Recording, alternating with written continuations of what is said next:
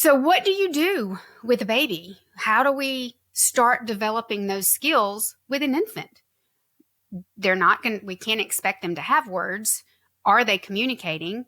What do we do to get that ball rolling so that we stay on target and we can get to where we need to be when we get 12 to 18 months? So we know that babies can't see very much. They can see about 12 to maybe 15, 18 inches. They can only see bright colored things. So that's why the baby toys and all of those things that you see are really bright and vibrant colors. Lots of movement. They can recognize faces, but they can also recognize sounds. And I saw this, a perfect example of this was when I met Brooks for the first time.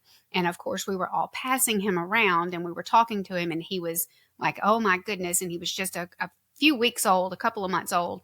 And as soon as he heard Mackenzie's voice, his eyes started moving, and you could tell he recognized her voice. So he might not have been able to see all of our faces, and he couldn't make out all of those tiny little things, but that voice he recognized, and he immediately started to move differently. His facial expressions changed. His body language changed. Everything changed when he heard his mama's voice. So when we've got these babies and we're having to do, these new moms out there, their tummy time, their do this, do that. There are so many things that you're focused on, but how do we promote that language? We're going to talk to our babies. That's what we're going to do.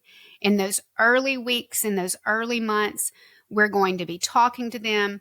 We're going to use our voices. We're going to use sounds. We're going to use music. We're going to use all of those things to engage our child, because communication is about engagement. And we have to develop those early prerequisite skills early on so that as we move through those developmental stages and get to those developmental milestones where we should be using words, that we've mastered those skills. Something that I really hit hard in my early intervention sessions with my families is that motor imitation piece. And so many times I find that that is the one skill that is most often overlooked. So when we start thinking about it, what do we do with babies? We sing songs. We do pat a cake. We play peekaboo. We're doing all of those things. And we're doing that to teach early on those play skills, because play skills are paramount in language development. Okay.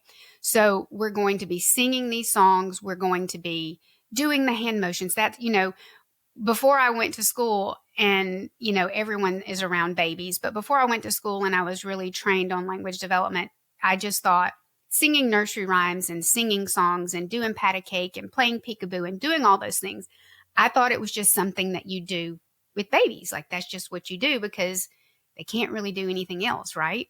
Well, that's not true. The reason we do those things is because those are prerequisite skills that those kids have to have in place before they can learn that language and learn how to use words.